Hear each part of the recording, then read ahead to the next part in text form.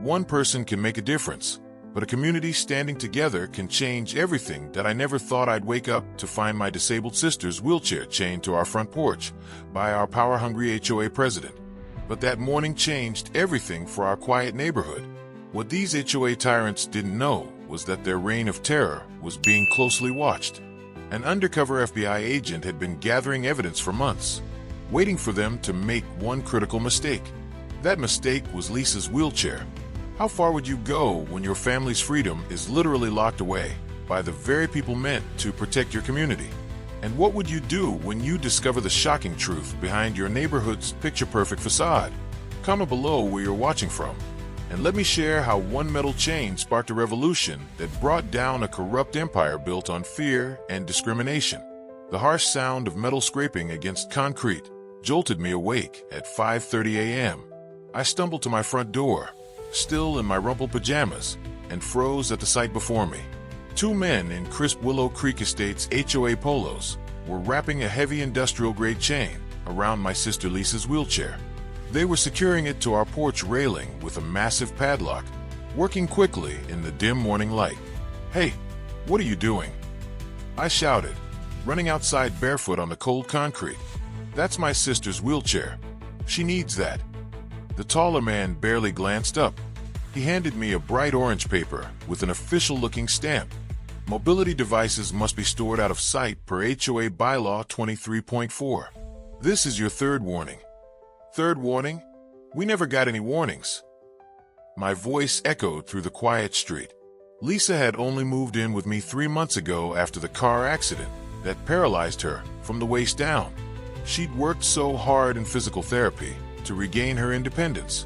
"Ma'am, please take it up with the board," the second man said, avoiding eye contact. They hurried to their golf cart and drove away, leaving me standing speechless beside the chained wheelchair. I tugged at the chain, but it wouldn't budge. The lock was industrial strength, impossible to break without proper tools. Lisa appeared in the doorway behind me, using the crutches she hadn't touched in weeks. Her face fell when she saw her wheelchair. "What's happening, Sam?" Her voice trembled, and my heart broke seeing the fear in her eyes. "Some kind of mistake," I said, trying to keep my voice steady for her sake. "I'll get this fixed right away. Don't worry." But worry was all I could do. I called a locksmith who couldn't come until afternoon. Lisa had a job interview that day, her first since the accident. She was in tears. "I have my new job interview today. I can't miss it. I've been preparing for weeks." I helped Lisa to my car and drove her to the interview, but the damage was done. Her confidence was shattered. She kept apologizing for being a burden, despite my reassurances. While she was gone, I poured through all 94 pages of our HOA guidelines. There was indeed a rule about mobility equipment being stored inside or in designated areas, but the rule was clearly meant for things like bikes and scooters, not medical equipment needed for daily living. The locksmith finally arrived and cut the chain. It cost me $175 for the emergency service, money I couldn't really afford. As he worked, my next-door neighbor Diane Peterson walked by, pushing her stroller. Interestingly, her 3 unauthorized garden gnomes, clearly against HOA rules, sat untouched on her perfect lawn. "Such a shame what Barbara's doing to you folks," Diane whispered, glancing nervously around as if afraid of being overheard. "Barbara?" I asked, confused. "Barbara Thompson, the HOA president," Diane explained. "She doesn't like changes to the neighborhood aesthetic." She lowered her voice further. "The Millers had to move after their son got a service dog. Barbara made their lives impossible with violations and fines."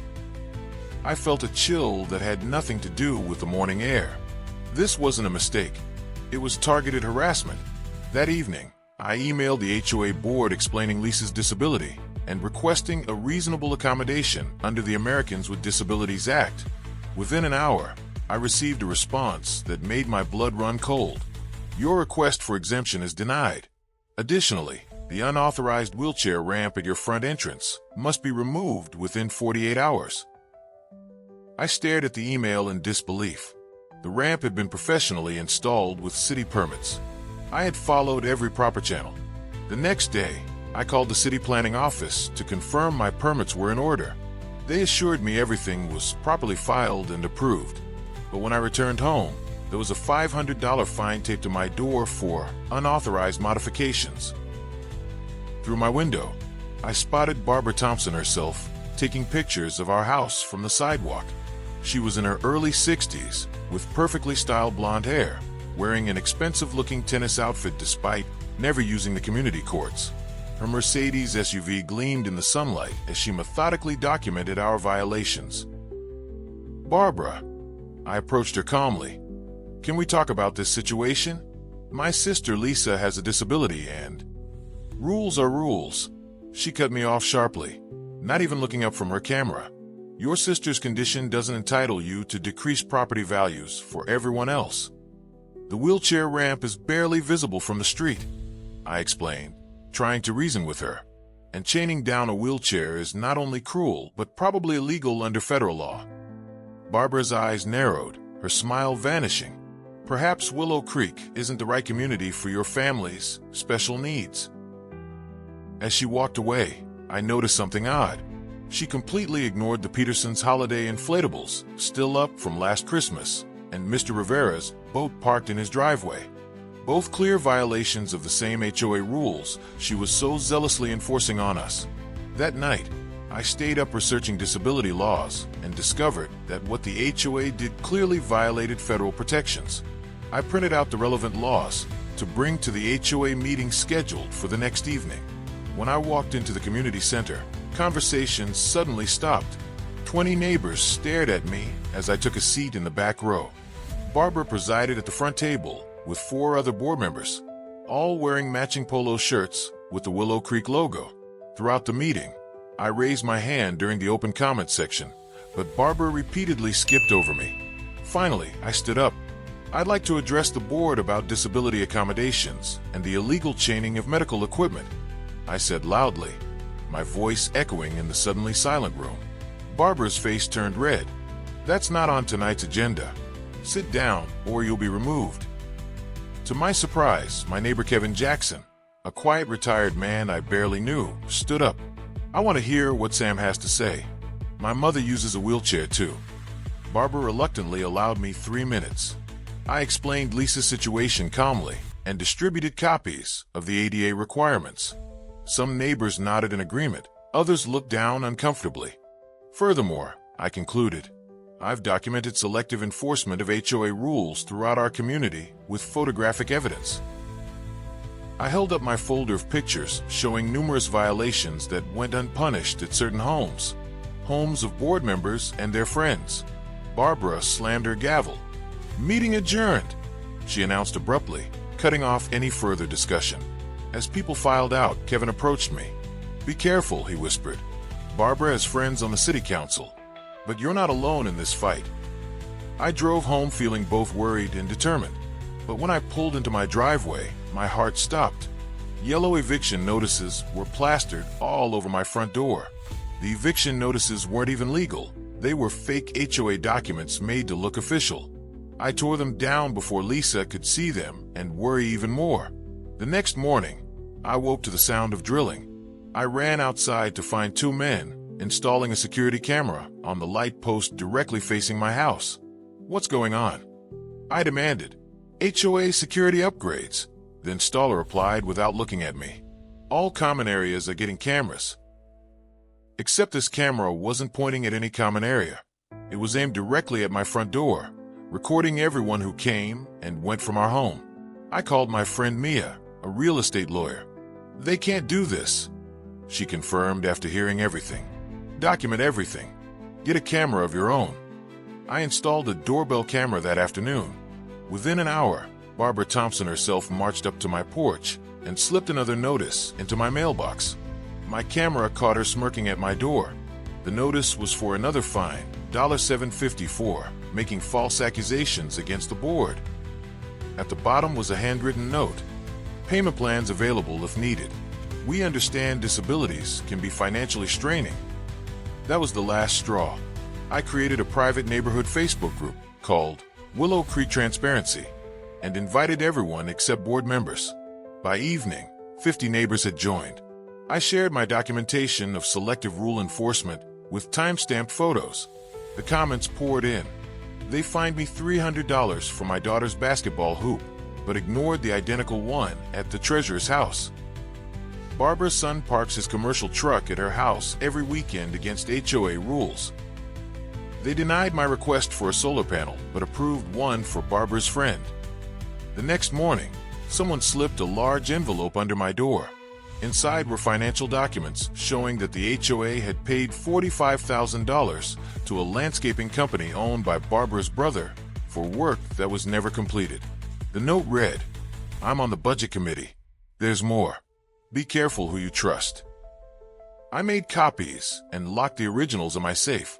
When Lisa left for physical therapy, I drove to the county records office. The property maps showed that my wheelchair ramp was actually built entirely within my property line, not on common areas, as the HOA claimed. That afternoon, 3 board members, including Barbara, knocked on my door. "We've come to offer a compromise," Barbara said with a tight smile that didn't reach her eyes. "We'll allow temporary use of the wheelchair provided it's covered with an approved neutral-colored tarp when outside." I remained calm. That's not a reasonable accommodation under federal law. Also, I'd like to discuss these financial records showing HOA funds paid to your brother's company. Barbara's face went pale. The other board members exchanged nervous glances. "You're making a big mistake," Barbara hissed. "I've been running this community for 15 years. People who challenge me don't last long here." After they left, I noticed a white van parked across the street. The same van was there the next day, and the day after. Lisa was becoming anxious. "Maybe we should just move, Sam. I don't want to cause trouble." "This isn't about trouble," I told her. "This is about standing up to bullies. We have every right to be here." I contacted the local news and showed them my evidence of discrimination and possible financial misconduct. They were interested but needed more sources. Through the Facebook group, I connected with the Millers, who had moved away after their son's service dog issue. They agreed to be interviewed. 3 other former residents came forward with similar stories. The reporter discovered that Barbara Thompson had been sued twice before for HOA discrimination in other communities. The cases had been settled quietly, with non-disclosure agreements. I was preparing dinner when Kevin Jackson knocked on my back door. "Don't react to what I'm about to tell you," he said quietly. "I'm not just your neighbor. I'm with the FBI's white-collar crime division. We've been investigating Barbara and this HOA for months." My mouth fell open. FBI? For an HOA dispute? "This goes way beyond wheelchair ramps and lawn ornaments," Kevin said, lowering his voice even more. He explained that after receiving dozens of complaints about discrimination, the FBI started investigating Barbara 6 months ago.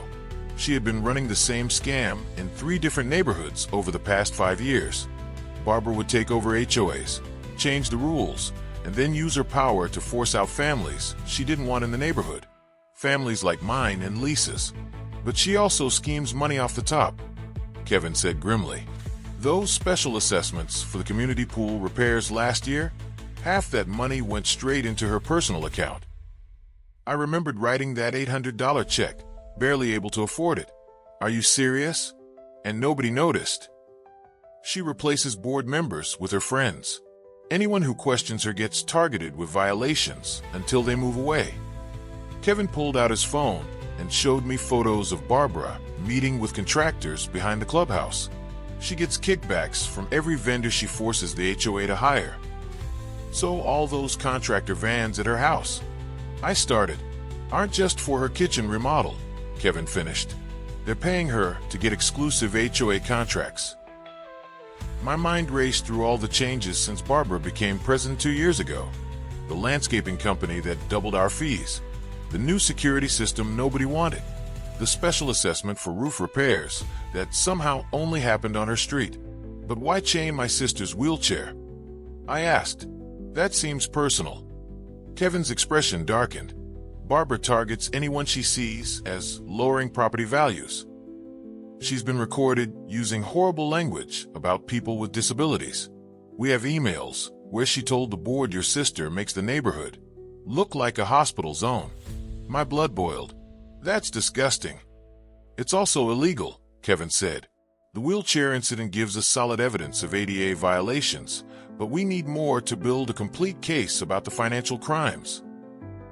He slid a small device across my table. This is a special voice recorder. We need you to get her to admit to the wheelchair incident and maybe talk about the HOA finances. I stared at the device. You want me to spy on her? You'd be helping us build a case that could help dozens of families she's targeted, Kevin explained. But I won't lie, it's not without risk. Barbara has friends in the local police department too. Just then, headlights swept across my living room window. Kevin ducked down and peeked through the blinds. That's her car, he whispered. Third time today she's driven by your house. We watched in silence as Barbara's luxury SUV crawled past, slowing dramatically in front of my home. Kevin waited until she turned the corner before standing up. She's watching you, he warned. Be careful what you say around anyone in the neighborhood. Some of them report back to her. As Kevin prepared to leave, he paused at the door. Think about it. If you want to help, text the word pool to the number I put in your phone. If not, I understand. After he left, I sat in the dark living room for a long time. From down the hall, I could hear Lisa struggling to get from her wheelchair to her bed without help. Too proud to call out to me. The sound of her quiet frustration made my decision clear. I picked up my phone and typed pool. Within seconds, a response came back. Meeting tomorrow. Playground. 3 p.m. I went to check on Lisa, but as I approached her room, I noticed something outside her window. A small red light blinking in the bushes across the street. Someone was watching our house. I spotted Kevin sitting alone on a bench at the community playground, pretending to read a newspaper like an old-time spy movie. As I approached, a mom with 2 young children walked past, and Kevin immediately switched to talking loudly about baseball scores. Once they were out of earshot, he handed me a coffee cup. The recorder is inside, he whispered. Just press the bottom of the cup once to activate it. As we discussed the plan, I noticed the Henderson kids playing nearby. Their mom, Judy Henderson, was on the HOA board and Barbara's close friend. Don't look now, but we're being watched, I murmured. Kevin nodded slightly. That's why we're only talking about baseball, as far as anyone knows. We barely know each other. He explained that the FBI had discovered Barbara was using HOA funds to pay for her daughter's college tuition and her husband's golf membership. They needed evidence connecting her directly to these financial decisions and the harassment campaign against homeowners who opposed her. The meeting tonight is perfect, Kevin said, referring to the emergency HOA session Barbara had called. We know she's planning to announce another special assessment, supposedly for security cameras, but the money will mostly disappear. I frowned. How am I supposed to get her to admit anything with the entire board there? You're not, Kevin replied. You're going to publicly challenge her about Lisa's wheelchair. She'll get angry, and afterward, she'll likely confront you privately. That's when you record her. As we finished talking, I saw Judy Henderson staring at us while pretending to watch her kids. She immediately pulled out her phone and started texting. She's reporting to Barbara right now, Kevin said quietly. Remember, as far as you know, I'm just a friendly neighbor. That evening, I arrived at the clubhouse for the HOA meeting with a recording coffee cup and a folder full of printouts about ADA laws. Every seat was taken, with many neighbors standing along the walls. Barbara sat at the front table with her 4 loyal board members, wearing her usual fake smile. Before we discussed the new security assessment, I called out before Barbara could start. I'd like to address the illegal chaining of my disabled sister's wheelchair. The room went silent. Barbara's smile vanished. That matter was handled according to HOA bylaws, she said coldly. Your personal grievances aren't on tonight's agenda. I held up the chain that had been on Lisa's wheelchair. This is discrimination against a person with disabilities. It violates federal law. Several neighbors gasped. Barbara's face turned red. Your sister's equipment was improperly stored, Barbara snapped. The board's decisions are final. We never voted on restraining a wheelchair, said Jack Wilson, a board member I hardly knew. When did we approve that? Barbara glared at Jack. We discussed this in private, Jack. Like we discussed the $50,000 for the clubhouse renovation that never happened. I asked loudly. The room erupted in confused questions. Many neighbors looked shocked. They hadn't known about the missing renovation money. This meeting is about security cameras, not your baseless accusations. Barbara shouted, banging her gavel. Security that we clearly need with troublemakers like you in our community. As the meeting dissolved into chaos, I noticed Kevin at the back, typing something on his phone. Our plan was working. Barbara was losing control. After Barbara abruptly ended the meeting, I lingered in the parking lot, pretending to look for my keys. Sure enough, Barbara stormed over to my car. "You've made a serious mistake," she hissed, jabbing her finger at my chest. "Your little stunt tonight will cost you." I pressed the bottom of my coffee cup. "Are you threatening me, Barbara?" "I'm promising you consequences," she said, her voice dripping with venom. "Your sister's wheelchair was just the beginning. Keep pushing, and you'll find your car towed, your trees cut down for safety violations, and fines you can't possibly pay." "Why are you doing this?" I asked, trying to keep her talking. "What did we ever do to you?" Barbara stepped closer, her expensive perfume almost suffocating. "People like your sister bring down property values. I've worked too hard building this community to let people like you ruin it.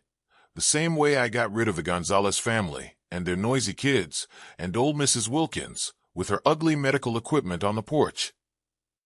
My hand shook with anger, but I kept recording. "And the money for the clubhouse renovation? The new security system?" She gave a small, smug smile. "Managing an HOA isn't free. Consider it my compensation for keeping undesirables out." As she walked away, she turned back. "I'd start packing if I were you. By this time next month, you won't be able to afford to live here anymore." I waited until she drove away before texting Kevin. "Got it all?" His reply came seconds later. "Don't go home yet. Wait 30 minutes." I sat in my car, wondering what he meant. Then I saw Barbara's SUV return to the clubhouse. She went inside with 2 board members, carrying folders. Through the window, I could see them removing papers from the filing cabinets and stuffing them into bags. They were destroying evidence. I snapped photos with my phone, then ducked down as they returned to the parking lot. Once they left, I drove home the long way to make sure I wasn't followed. When I finally got home, I found Lisa waiting up for me. "How did it go?" she asked anxiously. Before I could answer, we heard the sound of something hitting our garage door. I rushed to the window just in time to see Barbara's teenage son running away after spray painting "Leave Now" across our garage. "It went exactly as planned," I said grimly, sending the photos and a message to Kevin. "They're scared." Lisa wheeled over and squeezed my hand. "What happens tomorrow?" "Tomorrow," I said, "we spring the trap." As we turned off the lights, I noticed a car slowly parking across the street, headlights off. "Don't look," I whispered to Lisa, "but I think the FBI isn't the only one conducting surveillance tonight." The next morning, I was making coffee when I heard car doors slamming outside. I peeked through the blinds and saw 3 unmarked vehicles pulling up in front of our house. Kevin stepped out of the first one, followed by several agents in FBI jackets. Barbara was walking her dog across the street. When she spotted the agents approaching her, she froze. "Barbara Thompson?" Kevin called out, holding up his badge. "FBI. We need to ask you some questions about Willow Creek Estates HOA finances."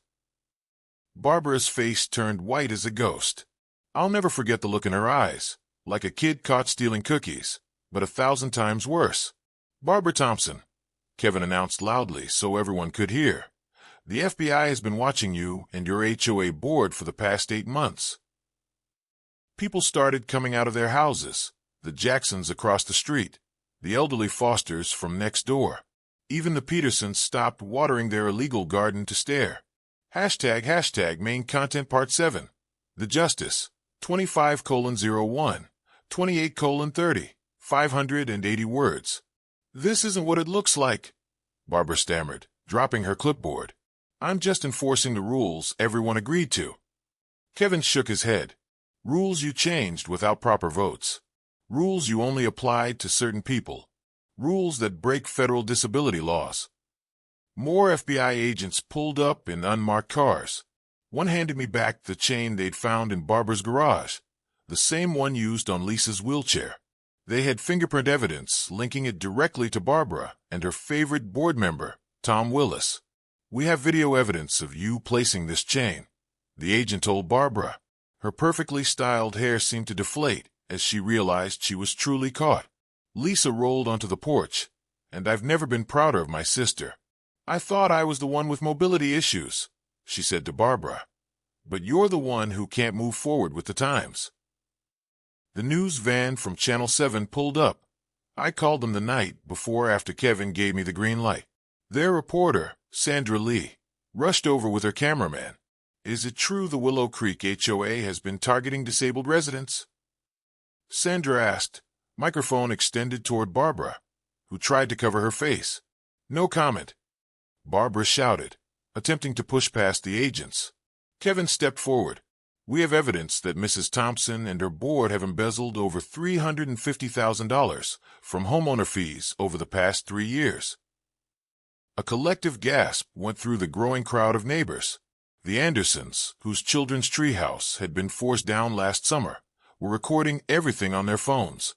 "That money was supposed to fix the community pool," shouted Mr. Foster, who used a walker himself. "You said there wasn't enough in the budget." Barbara tried to reach her car, but another agent blocked her path.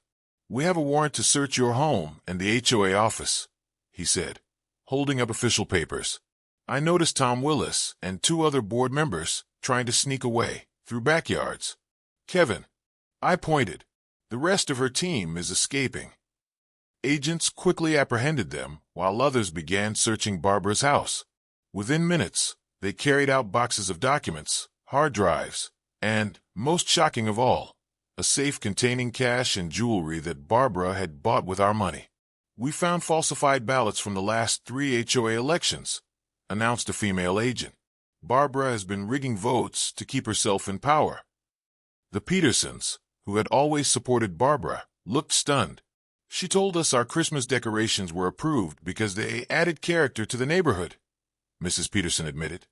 "But she fined the Martinez family for their holiday lights." Kevin addressed the growing crowd. "We believe Mrs. Thompson has been targeting homeowners who challenged her authority or who she personally disliked. She's been using selective enforcement as a weapon." My phone buzzed with text messages from neighbors I barely knew, all expressing shock and support. The community I thought had turned against Lisa and me was actually filled with people who'd been bullied into silence. An emergency community meeting was called that very evening at the clubhouse.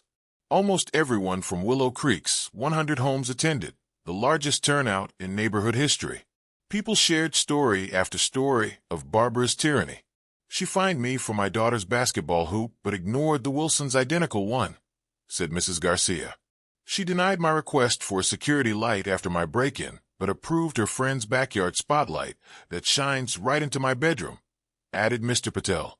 "It's been 6 months since that fateful morning when I found Lisa's wheelchair chained to our porch. Our neighborhood has transformed in ways I never thought possible." The FBI presented evidence that Barbara had created a fake landscaping company that charged the HOA double the normal rates, with half the money going straight to her personal account. They showed bank records of her vacation home in Florida and her luxury car, all paid for with our hard-earned money. "How did you catch her?" someone asked me. "It started with a wheelchair chain," I explained, holding up the heavy metal links. "She went too far when she targeted someone who couldn't defend themselves. But Lisa and I decided to fight back with evidence, not anger." By majority vote, a temporary board was established that night. To my surprise, they asked me to join. "We need someone who stands up for what's right," said Mrs. Foster.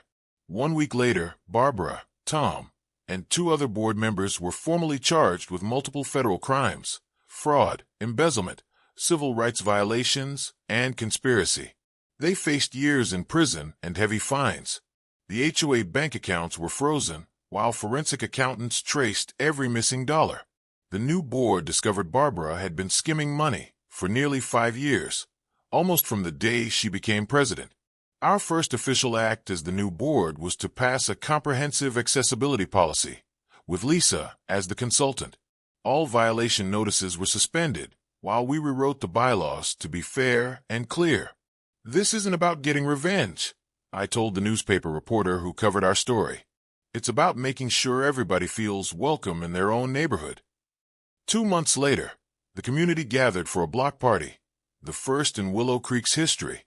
People who had lived next door to each other for years were finally becoming friends. Children played on lawns without fear of violation notices. The Martinez family's son, who used a walker like Lisa, demonstrated the new accessible playground equipment we'd installed with recovered funds. As Lisa and I watched our neighbors laughing and sharing food, she squeezed my hand. "Thank you for not giving up," she said. "Some change you can see, and some you can't. We broke both kinds."